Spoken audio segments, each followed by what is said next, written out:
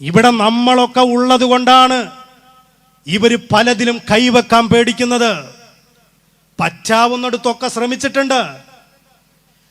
നമ്മുടെ പണ്ഡിതന്മാരും ഈ പ്രസ്ഥാനവും ഉള്ളത് കൊണ്ടാണ്. അല്ലെങ്കിൽ ഇവർ എന്തെല്ലാം ഇവിടെ നിന്ന് ഇല്ലാതാക്കിയനെ.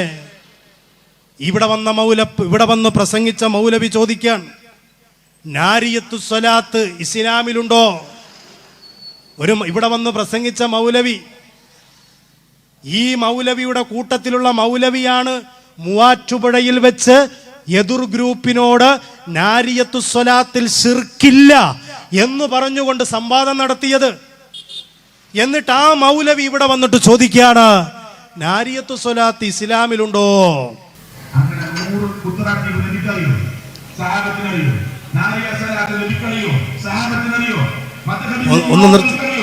ഒന്ന് നിർത്തിക്കേ. മൂപ്പർ ആദ്യം ചോദിച്ചത് എന്താ? കുത്തുറാത്തീബ് നബിക്കറിയോ? കുത്തുറാത്തീബ് നബിക്കറിയോ? സ്വഹാബത്തിനറിയോ? എൻ്റെ സഹോദര, കുത്തുറാത്തീബ് എന്ന് പറഞ്ഞാൽ മഹാന്മാരുടെ ഇസ്തിഗാസയുടെയും തവസ്സിലിൻ്റെയും അടിസ്ഥാനത്തിൽ ചില സന്ദർഭങ്ങളിൽ ചില ആളുകൾ കാണിക്കുന്ന ദിക്റുമഞ്ച മജ്ലിസുമായി ബന്ധപ്പെട്ട കാര്യമാണ്. അത് നബിക്ക് അറിയില്ലെങ്കിൽ പോട്ടെ. എന്നാൽ ഞാൻ വേറൊരു ക്ലിപ്പ് കാണിച്ചു തരാം. അത് കുപ്പിച്ചില്ല് റാത്തീബാണ്. നമ്മൾ കുത്തുറാത്തീബ് നടത്തുമ്പോഴാണല്ലോ പ്രശ്നം. നിങ്ങൾ നോക്കൂ, 27ാമത്തെ ക്ലിപ്പൊന്ന് വെച്ചു കൊടുത്ത കുപ്പിച്ചില്ല് തൗഹീദ് എന്ന് കാണാം. ഇനി അടുത്തത് കുപ്പിച്ചില്ല്. കുപ്പിച്ചില്ല് നടക്കാൻ പേടിയാണ്. കുപ്പിച്ചില്ല് വഴിയാണ്. കുപ്പിച്ചില്ല് നടന്നു നോക്കിയിട്ടുണ്ട്. കുപ്പിച്ചില്ലിൽ നടക്കാൻ വളരെ സിമ്പിളാണ്. കാരണം ചെറിയ ചെറിയ മുറികളാണ് വരുന്നത്. അത് ചെറിയ പൊട്ടികൾ നമ്മുടെ ശരീരത്തിൽ കയറിയ ചിലപ്പോൾ മരണം വരെ സംഭവിക്കാം. പക്ഷെ നമ്മുടെ മനസ്സിന് ശക്തി ഉണ്ടെങ്കിൽ, മൈൻഡ് പവർ ഉണ്ടെങ്കിൽ നമുക്ക് എന്തും ചെയ്യാൻ കഴിയും.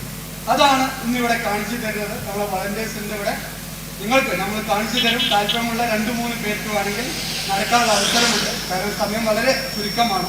15 മിനിറ്റാണ് നമുക്ക് ആകെ. ഒന്ന് ഓടിച്ചു കേട്ടോ, സമയം ചുരുക്കമാണ്. പക്ഷെ അപ്പം അവർക്ക് കാലിന് ശേഷിയില്ല, 80% ഡിസബിൾഡ് ആണ്.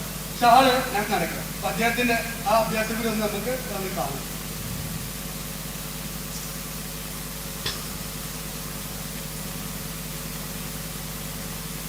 ഇത് അള്ളാഹു പഠിപ്പിച്ചിട്ടുണ്ടോ? ഇത് അള്ളാഹുവിന്റെ റസൂല് പഠിപ്പിച്ചിട്ടുണ്ടോ?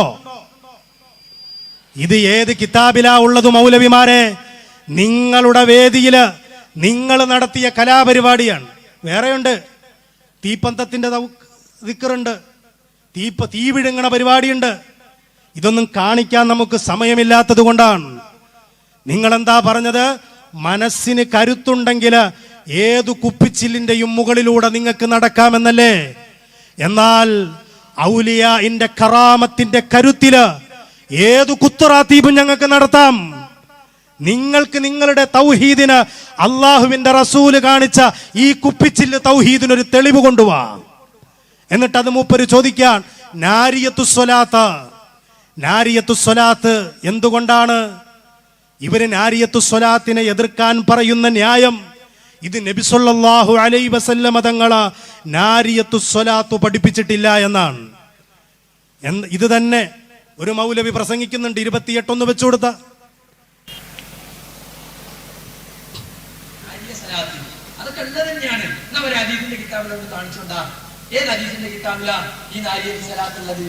സുഹൃത്തുക്കളെ, നാരിയത്ത് സലാത്ത് എന്ന സ്വലാത്തിനെ സംബന്ധിച്ച് സ്വലാത്ത് വിവാദത്താണ്.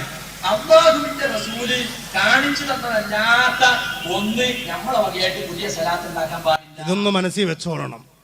അള്ളാഹുവിന്റെ റസൂല് കാണിച്ചു തന്നതല്ലാത്ത ഒരു സ്വലാത്ത് നമ്മുടെ വകയായി ഉണ്ടാക്കാൻ പാടില്ല. എന്നാൽ ഇതറിയാത്ത ആളാണോ മഹാനായ ഇമാമുന ശാഫിഈ? ഇവിടെ വന്നിട്ട് മൗലവി ഇടക്ക് ചോദിച്ചില്ലേ, ഷാഫി ഇമാമിനറിയോ? ഷാഫി ഇമാമ് അവിടുത്തെ ഇഖ്തിലാഫുൽ ഹദീസ് എന്നൊരു ഗ്രന്ഥമുണ്ട്. അതിൻ്റെ തുടക്കത്തിൽ തന്നെ ഷാഫി ഇമാമ് പഠിപ്പിക്കുന്ന ഒരു സ്വലാത്തുണ്ട്.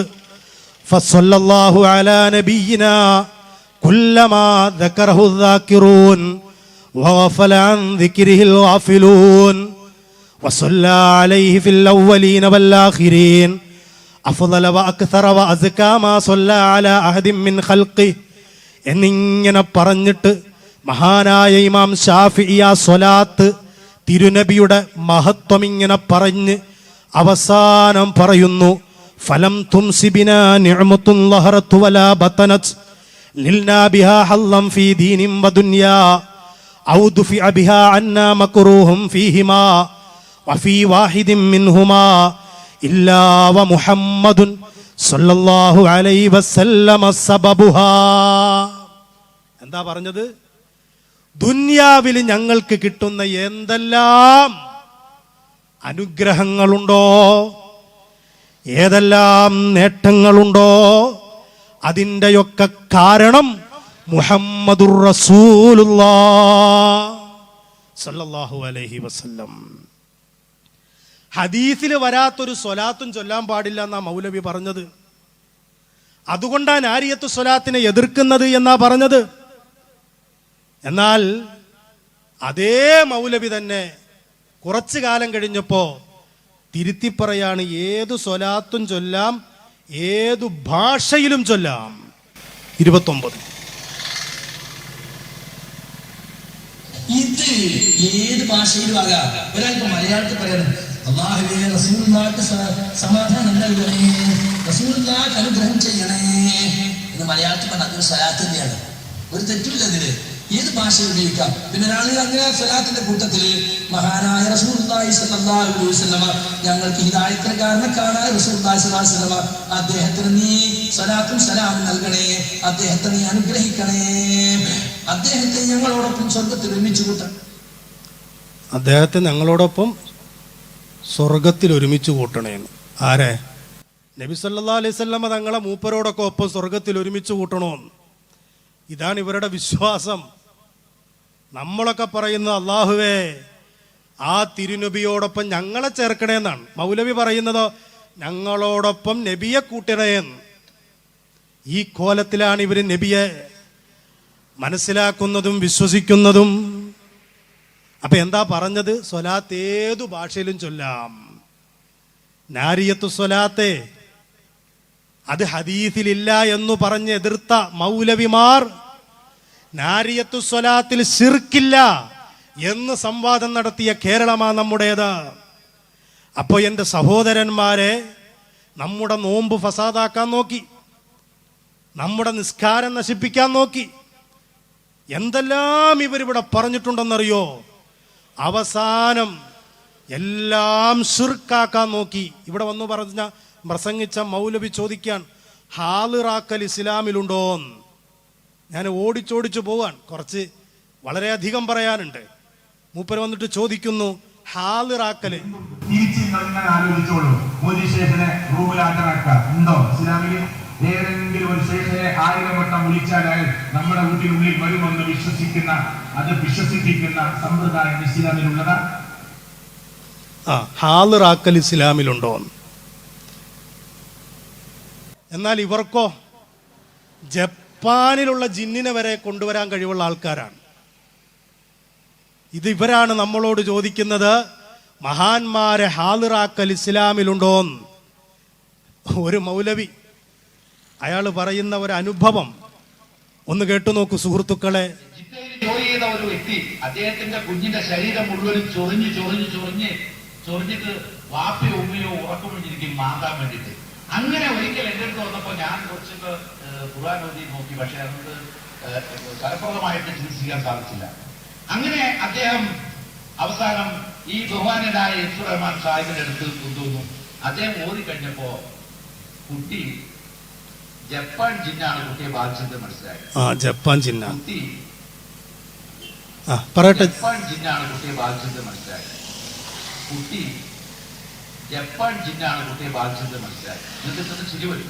പിന്നെ എങ്ങനെ ചിരി വരാതിരിക്കും? മൂപ്പർക്ക് തന്നെ അറിയാം പറയുന്നത് പൊട്ടത്തരാണ്.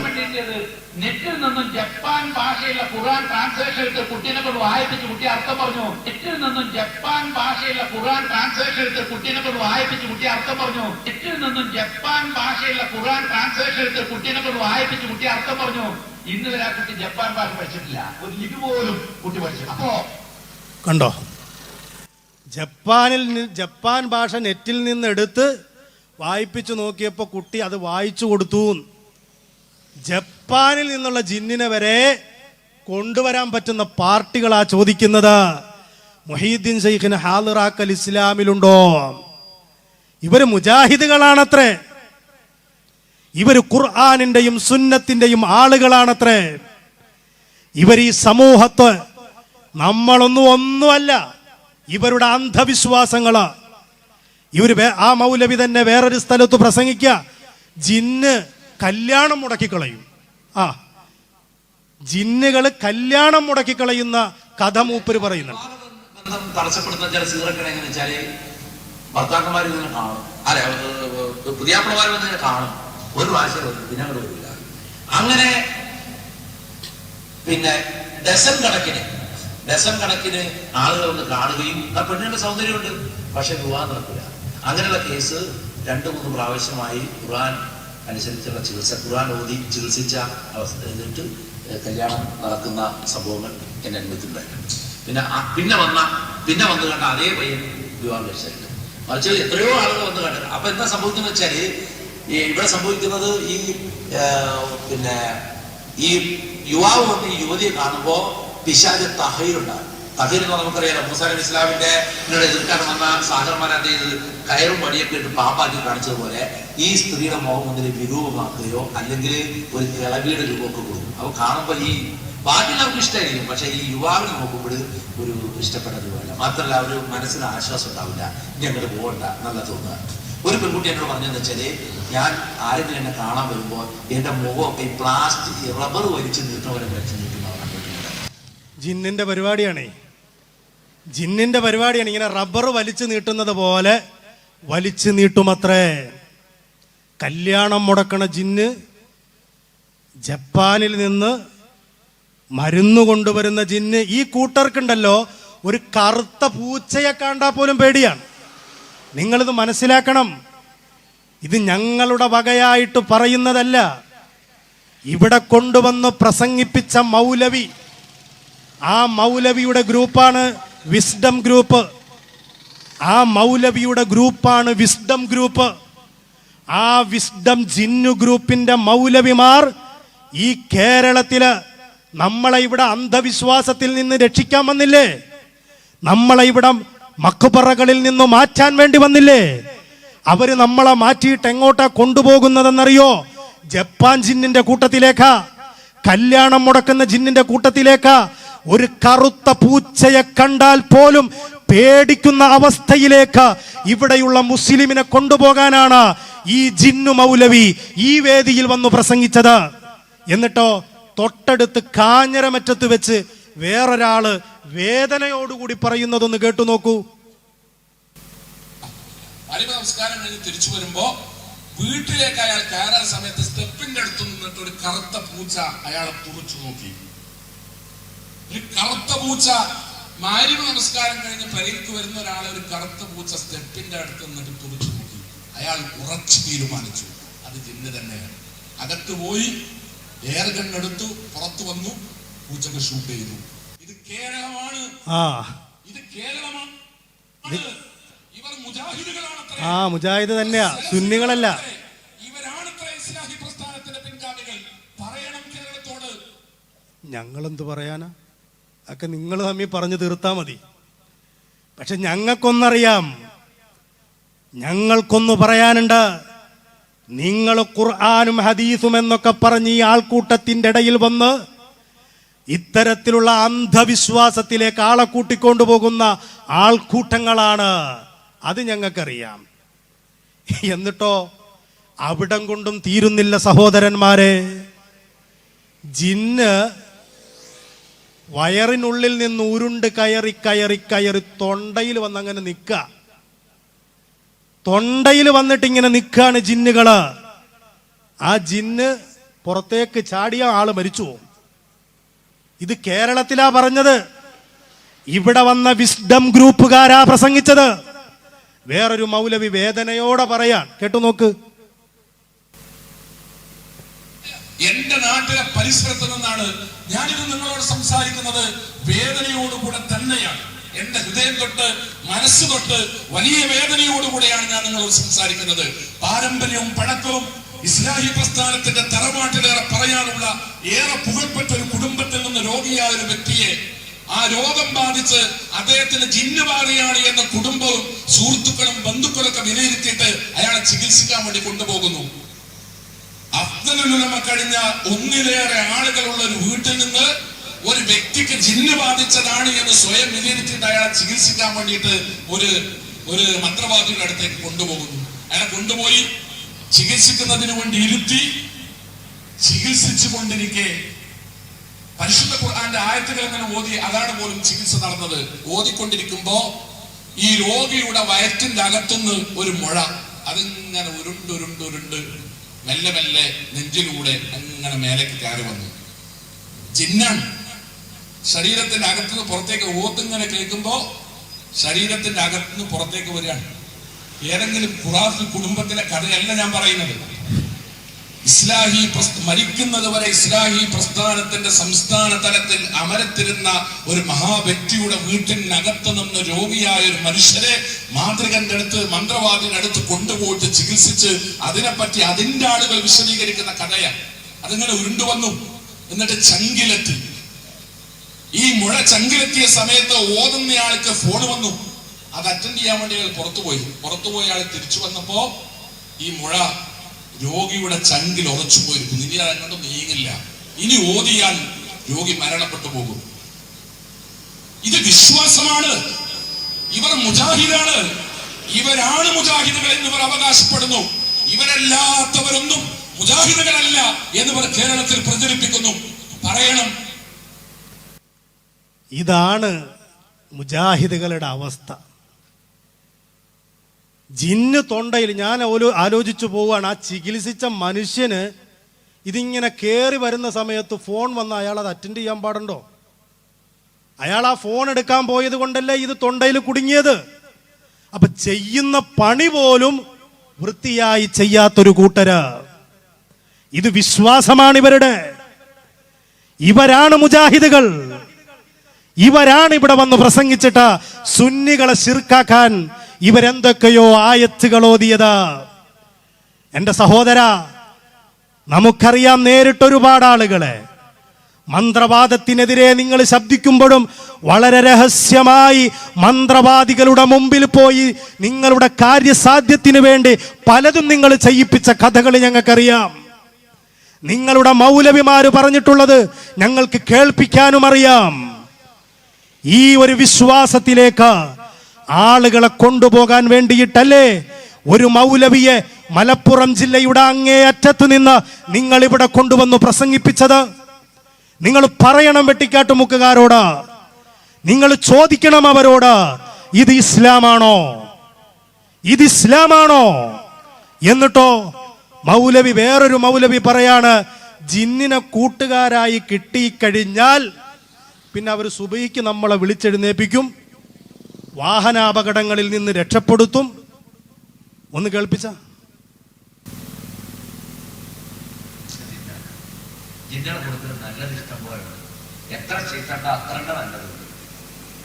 ആ നല്ലവരെ നമുക്ക് സുഹൃത്തുക്കളായി കിട്ടിയാൽ ജീവിതത്തിൽ വളരെ ഉണ്ടായിരുന്നു. പിന്നെ സുഖമായി കിടന്നു അവർ വിളിച്ചു. അതിലെന്താ വഴി? അതിന് വഴി ഞാൻ പറയാൻ പോകും. നമ്മൾ സൂക്ഷിക്കേണ്ട കാര്യം എപ്പോഴും നമുക്ക് ഒരു നല്ല ജിന്നിന്റെ സപ്പോർട്ട് വേണം. മനസ്സിലായില്ലേ? എത്രത്തോളം എന്ന് വെച്ചാൽ നിങ്ങൾ റോഡിലൂടെ നടക്കുന്ന നേരത്ത് അപ്രതീക്ഷിതമായിട്ടൊരു അപകടം, അതിനൊക്കെ ജിന്നുകൾക്ക് സാധിക്കുന്ന അപകടത്തിൽ നിന്ന് രക്ഷിക്കാൻ ജിന്നിനെ നമുക്ക് കൂട്ടുകാരനാക്കണം. ഇവര് പറഞ്ഞു തരുന്നതാ നമ്മളോട്. നമ്മൾ ഇതിനെ ചോദ്യം ചെയ്തിട്ടില്ലെങ്കിൽ, നമ്മൾ മമ്പറത്തെ തങ്ങളെ വിളിക്കുമ്പോ, കാഞ്ഞരമറ്റത്തേക്ക് പോകുമ്പോ, മഹാരഥന്മാരെ നമ്മൾ വിളിക്കുമ്പോൾ അവിടെയൊക്കെ നമുക്കൊരു വിശ്വാസമുണ്ട്. അവരൊക്കെ അള്ളാഹുവിൻ്റെ അടിമകളാണ്. അവർ മരണപ്പെട്ടു എന്നതുകൊണ്ട് അവരുടെ കറാമത്ത് മുറിയുന്നില്ല. അവരിൽ നിന്ന് നമുക്ക് സഹായം കിട്ടുന്നത് അള്ളാഹുവിൽ നിന്നാണ് സഹായം. അവരതിന് കാരണക്കാരാണ്, അല്ലെങ്കിൽ അവർ നമുക്ക് ശുപാർശകരാണ്. ഈ ഒരു വിശ്വാസത്തോടുകൂടി നമ്മൾ വിളിക്കുമ്പോ അത് ശിർക്കാക്കാൻ വേണ്ടി വന്ന ആളുകൾ, അത് കുഫറാണെന്ന് പറയാൻ വേണ്ടി വന്ന ആളുകൾ അവരെവിടെ എത്തിയെന്നറിയുമോ? ഈ 21-ാം നൂറ്റാണ്ടില് ജിന്നിനെ കൂടെ കൊണ്ടുപോയി കൊണ്ട് നടക്കണമെന്ന് പറയുന്ന, ജിന്നിനെ കൂട്ടുകാരനാക്കണം എന്ന് പറയുന്ന ഒരു വിശ്വാസത്തിലേക്കാണ് ഇവർ നമ്മളെ എത്തിക്കുന്നത്. സഹോദരന്മാരെ, നമ്മൾ മനസ്സിലാക്കണം, ഇവരെ നമ്മൾ കാണുമ്പോൾ ഖുർആനിന്റെ ആളുകളാണെന്ന് പറയും, ഖുർആനും ഹദീസുമാണ് പ്രമാണമെന്ന് പറയും. പക്ഷേ അന്ധവിശ്വാസങ്ങളുടെ കൂത്തരങ്ങിൽ ഈ ആൾക്കൂട്ടം പെട്ടുപോയതുകൊണ്ട് അവരിവിടെ നവോത്ഥാനമെന്നൊക്കെ പറയുമെങ്കിലും ഇത്തരത്തിലുള്ള പടു അന്ധവിശ്വാസങ്ങൾ ഈ ആൾക്കൂട്ടം പേറിക്കൊണ്ട് നടക്കുന്നവരാണ്. ഇവരുടെ കൂട്ടത്തിലാണോ നമ്മൾ പോകേണ്ടത്? ഒരു മുജാഹിദുകാരൻ വരുമ്പോൾ നിങ്ങൾ ചോദിച്ചു നോക്കണം. നിങ്ങൾക്ക് ഓരോ മൗലവിമാർക്കും ഓരോ തൗഹീദാണ്. KNM-ന് തൗഹീദുണ്ട്, മർക്കസുദ്ദഅവക്ക് വേറൊരു തൗഹീദുണ്ട്, മടവൂർ വിഭാഗത്തിന് വേറൊരു തൗഹീദുണ്ട്, വിസ്ഡം ജിന്നൂരി വിഭാഗത്തിന് വേറെ തൗഹീദുണ്ട്. പിന്നെ ഗ്രൂപ്പ്, ഔദ്യോഗികമല്ലാത്ത പല ഗ്രൂപ്പുകൾ, ഓരോരുത്തർക്കും ഓരോ തൗഹീദുണ്ട്. ഇതിലേത് തൗഹീദിലേക്കാ ഞങ്ങൾ വരേണ്ടത്? ഇതിൽ ഏത് തൗഹീദിലേക്കാ ഞങ്ങൾ വരേണ്ടത്? വിസ്ഡം ഗ്രൂപ്പിലേക്കാണോ വരേണ്ടത്? അഥവാ ഇവിടെ പരിപാടി നടത്തിയ ജിന്നു ഗ്രൂപ്പ് അവരുടെ കൂട്ടത്തിലേക്കാണോ ഞങ്ങൾ വരേണ്ടത്? അവിടെ എങ്ങാനും ഞങ്ങൾ വന്നുപോയാ ജിന്ന് ഞങ്ങളുടെ കൂടെ കൂടില്ലേ? കറുത്ത പൂച്ചയെ കാണുമ്പോൾ ഞങ്ങൾ പേടിക്കണ്ടേ? വയറ്റിൽ നിന്ന് ഉരുണ്ടു കയറുന്നത് തൊണ്ടയിൽ കുടുങ്ങില്ലേ? ഇവിടെയുള്ള ആളുകളോട് നമ്മൾ ചോദിക്കണം. അവരതിന് പ്രമാണമുദ്ധരിച്ചു മറുപടി പറയണം. അവരായത്തോതി വിശദീകരിക്കണം. ഹദീസുകൾ വായിച്ചുകൊണ്ട് അവർ സമൂഹത്തെ ബോധ്യപ്പെടുത്തണം. ഈ ആളുകളാണ് അന്തസ്സോടുകൂടി ജീവിക്കുന്ന സുന്നികളെ. ഇവിടെ വല്ല പ്രശ്നമുണ്ടോ? ഒരു പ്രശ്നവും ഇല്ലാത്ത ഈ നാട്ടിൽ വന്നിട്ട് നിങ്ങൾ ചെയ്യുന്ന പണിയൊക്കെ ശിർക്കാണ്. മൗലിദോദിയ ശിർക്ക്, നബിദിനം നടത്തിയ ശിർക്ക്. മൂപ്പര് നബിദിനത്തെയൊക്കെ ചോദിക്കുന്നുണ്ട്. നബിദിനം നടത്താൻ പറ്റുമോ, ഹദീസുണ്ടോ എന്നൊക്കെ ചോദിക്കുന്നതിന് മുമ്പ് മൗലവി സ്വന്തം നേതാവ് ഇബ്നു തൈമിയ്യ അദ്ദേഹത്തിന്റെ മജ്മൂഉൽ ഇഖ്തിലാഉസ് സിറാത്തിൽ മുസ്തഖീം എന്ന ഒരു ഗ്രന്ഥമുണ്ട്. അതിനകത്ത് അദ്ദേഹം നബിദിനത്തെ എതിർക്കാൻ വേണ്ടി എഴുതിയതാണ്. എന്നിട്ട് പോലും അദ്ദേഹം പറഞ്ഞു ഫതഅലീമുൽ മൗലിദി വത്തിഖാദുഹു മൗസിമാ. ഒരാൾ മൗലിദിനെ, നബിദിനത്തെ ആദരിക്കുകയും അന്നേ ദിവസം ഒരു സദസ്സ് സംഘടിപ്പിക്കുകയും ചെയ്താൽ ഫലഹു അജ്റുൻ അലീം, അവർക്ക് വലിയ പ്രതിഫലമുണ്ട്. ഇബ്നു തൈമിയ്യ എഴുതി വെച്ചതാണ്.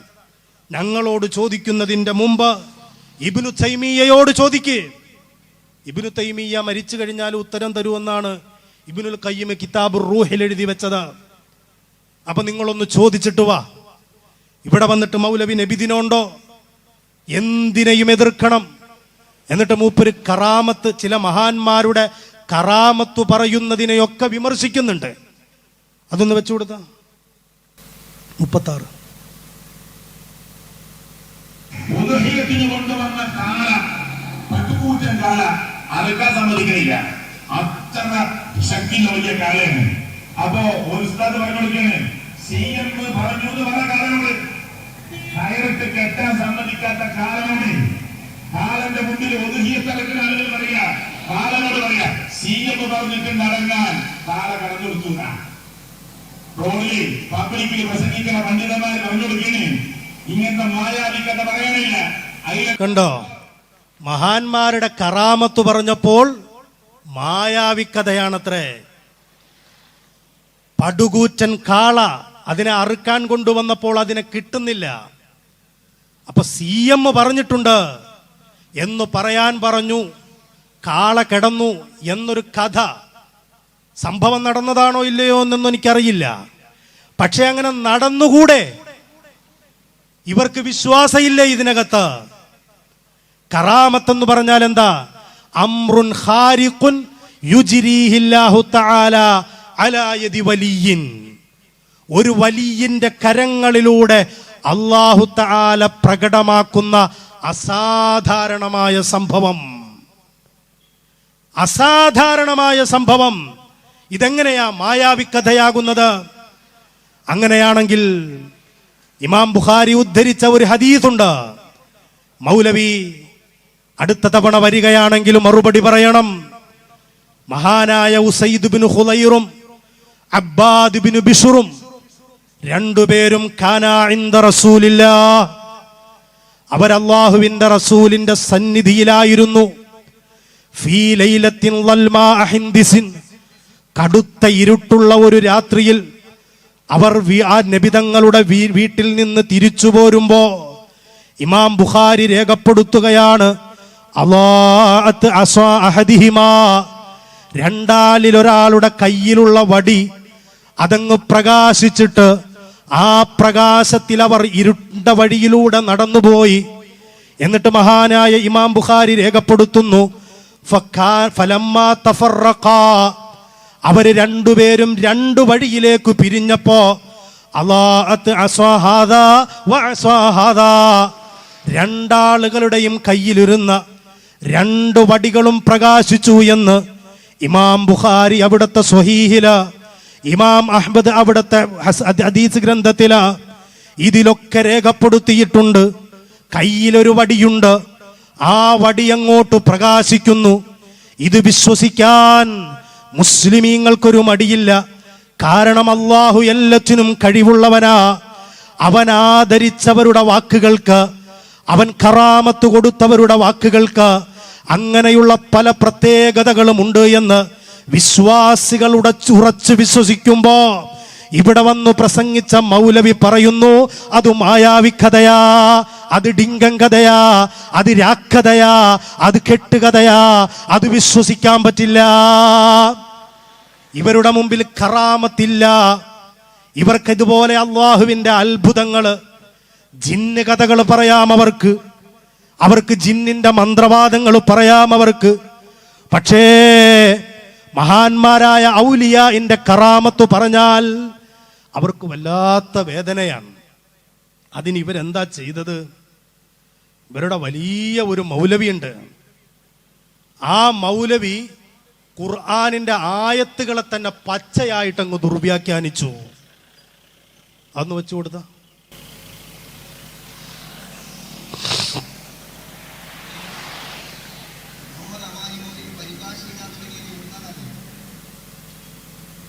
സൂറത്തുൽ ഇഖ്ലാസിന്റെ അവിടുന്ന് മേലക്കല്ല, സൂറത്തുൽ ഫാത്തിഹയുടെ അവിടുന്ന് താഴത്ത്, അൽ-കഹ്ഫിന്റെ അവിടുന്ന്. എന്താണ് അതിന്റെ കാരണം? അമാനുവിന്റെ പരിഭാഷയുടെ ചരിത്രവും പരിഭാഷ വായിച്ചു എന്താ കാരണം അറിയുന്ന കാരണം, അതായത് അന്നത്തെ വളരെ പ്രഗത്ഭനായിരുന്ന ഇസ്ലാമിനെ അങ്ങേയറ്റം സ്നേഹിച്ചൊരു പണ്ഡിതനായിരുന്നു CN അഹ്മദ് മൗലവി. നമുക്ക് ഗൗളരെ കരുതി കൂട്ടിയാണ് ഈ ക്യാമ്പിന്റെ സമാപനത്തിൽ പിരിഞ്ഞു പോകുന്നത്. നിങ്ങളുടെ മനസ്സിൽ ഈ യാഥാർത്ഥ്യം അദ്ദേഹം ഇസ്ലാമിനെ പൊളിക്കാൻ വന്ന ആളല്ല, ഇസ്ലാമിനെ നശിപ്പിക്കാൻ വന്ന ആളല്ല. അദ്ദേഹം എഴുതിയ ഗ്രന്ഥങ്ങളും ലേഖനങ്ങളുടെയും ലക്ഷ്യം നമ്മൾ കാണുമ്പോൾ ഇസ്ലാമിന്റെ ലോകത്തിൽ എത്തിക്കണമെന്ന അടങ്ങാത്ത ആഗ്രഹം ഉണ്ടായ ആളാണ്. അദ്ദേഹം എന്താ ചെയ്തത്? ഖുർആൻ ഇങ്ങനെ വായിച്ചു ഇങ്ങനെ ചോദിച്ചതായിട്ട് അതൊക്കെയാണ് മുസ്ലിങ്ങൾ വായിച്ചത്. ഖുർആനെ പറ്റി അവർക്ക് തെറ്റിദ്ധാരണയുണ്ടാവും. കാരണം മൂസാ നബി അലൈഹി സ്വലാം കടലിൽ നയിച്ചപ്പോൾ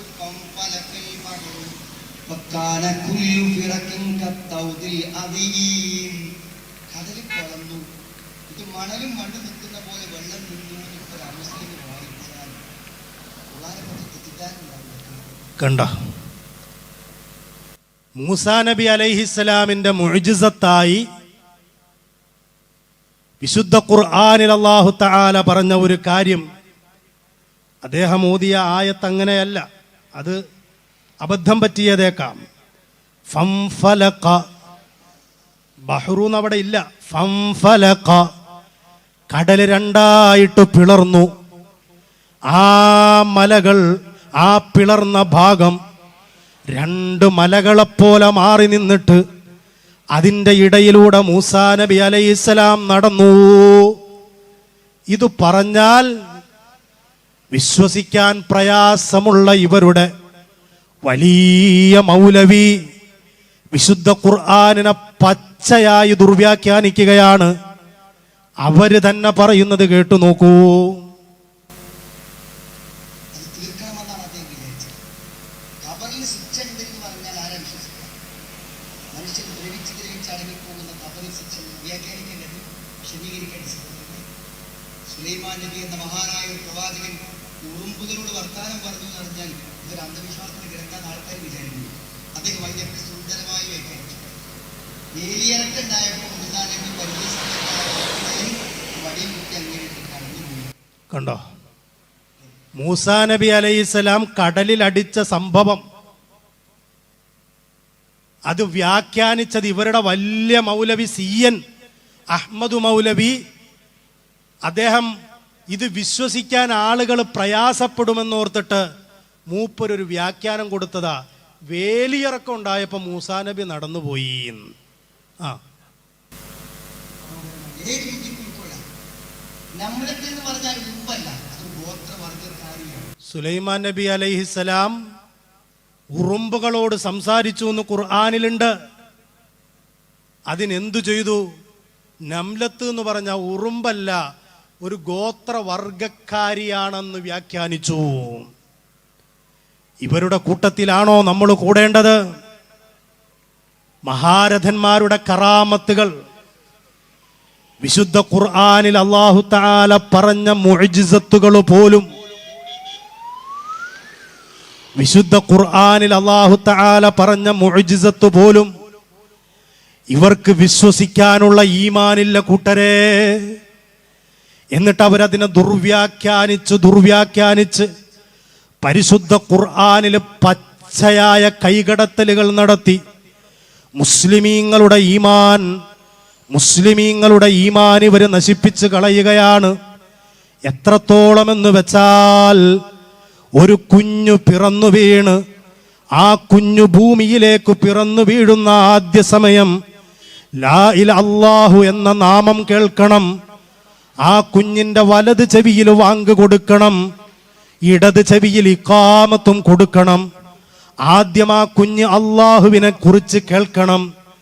അതുപോലും തടയുന്നവരാണ് ഇവർ അതുപോലും ഇസ്ലാമിലില്ലാത്ത അനാചാരമാണെന്ന് പറഞ്ഞ് പച്ചയായി പ്രസംഗിച്ചിട്ടുണ്ട് കേരളത്തിൽ. വെച്ചുകൊടുത്തു.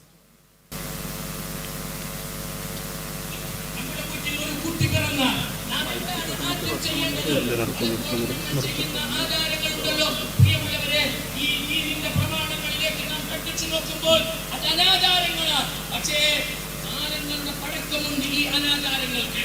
അനാചാരങ്ങൾ ആചാരങ്ങളായി പഠിപ്പിക്കപ്പെട്ടിരിക്കുന്നു, പ്രചരിക്കപ്പെട്ടിരിക്കുന്നു, അതിന് പ്രചണ്ഡമായ പ്രചാരണം ലഭിച്ചിരിക്കുന്നു. എന്നാൽ ആ രംഗത്ത് നമ്മൾ ദീനെടുത്ത് പരിശോധിച്ചു നോക്കുമ്പോൾ അത് ശരിയല്ല എന്ന് നമ്മൾ മനസ്സിലാക്കുന്നു. കുട്ടി പറഞ്ഞാൽ ആദ്യം നാം ചെയ്യുന്നത് ചെവിയിൽ വാങ്ങ് കൊടുക്കുന്നു, ഒരു ചെവിയിൽ ഇഖാമത്ത് കൊടുക്കുന്നു. എന്താണ് ഇതിന്റെ ഇസ്ലാമികമായ ഈ വിഷയത്തിലുള്ള ചരിത്രങ്ങൾ എപ്പോഴെങ്കിലും പഠിച്ചിട്ടുണ്ടോ? സല്ലല്ലാഹു അലൈഹി വസല്ലം തങ്ങളിൽ നിന്ന് അതിന്റെ ചരിത്രങ്ങൾ റസൂലിൽ നിന്ന് നിങ്ങൾ പഠിക്കുക, ഹദീസുകൾ നിങ്ങൾ പറഞ്ഞു നോക്കി. ആ വിഷയത്തിൽ ഉദ്ധരിക്കപ്പെട്ടിട്ടുള്ള ഹദീസുകൾ ദുർബലമാണ്. ഒരു കുട്ടി ജനിച്ചാൽ ഇസ്ലാമിൽ അതിന്റെ ഹദീസിന്റെയോ തെളിവിന്റെയോ ചിന്തനമില്ല എന്നത് കൃത്യമായി അതിനെയും തള്ളി. ഒരു ചെറിയ കുട്ടി, ഇത് ആർക്കാ അറിയാത്തത്? ഇത് ഏതു മുസ്ലിമിനാ അറിയാത്തത്? ഒരു കുഞ്ഞ് ജനിച്ചാൽ അതിൻ്റെ വലത് ചെവിയിൽ വാങ്ക് കൊടുക്കണം, ഇടത് ചെവിയിൽ ഇഖാമത്ത് കൊടുക്കണം. ഇതിനെയൊക്കെയും പച്ചയായി ഹദീസ് ദുർബലമാണെന്ന് പറഞ്ഞ് തള്ളിക്കളഞ്ഞ ഈ കൂട്ടർ, ഞാൻ അവസാനിപ്പിക്കുന്നു എൻ്റെ മുസ്ലിമീങ്ങളുടെ എല്ലാ വിശ്വാസങ്ങളെയും നോമ്പിനെ നശിപ്പിച്ചത് നമ്മളിവിടെ കേട്ടു. ഒരു കുഞ്ഞിന് വാങ്ക് കേൾക്കാനുള്ള സ്വാതന്ത്ര്യം നിഷേധിച്ചത് കേട്ടു.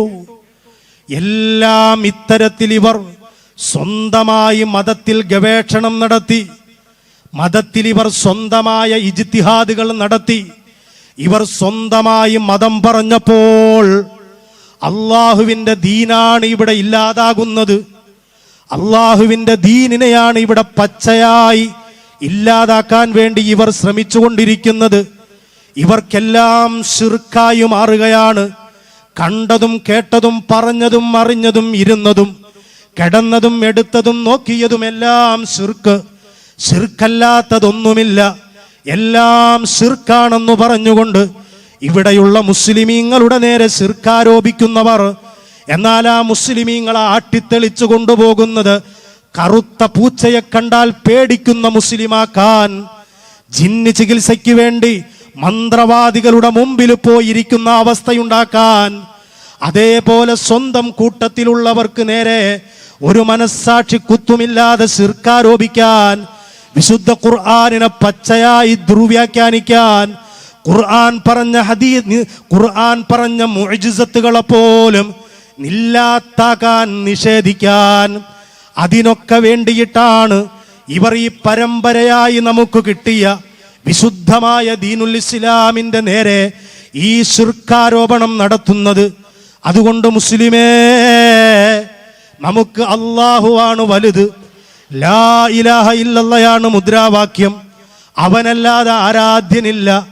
പക്ഷേ മമ്പറത്തെ തങ്ങൾ നമുക്ക്, അതുപോലെ കാഞ്ഞിരമറ്റത്തുള്ള വലിയ നമുക്ക് ഏറെ പ്രിയപ്പെട്ടവരാകുന്നത് അവർ അല്ലാഹുവിൻ്റെ പ്രിയപ്പെട്ടവരാ.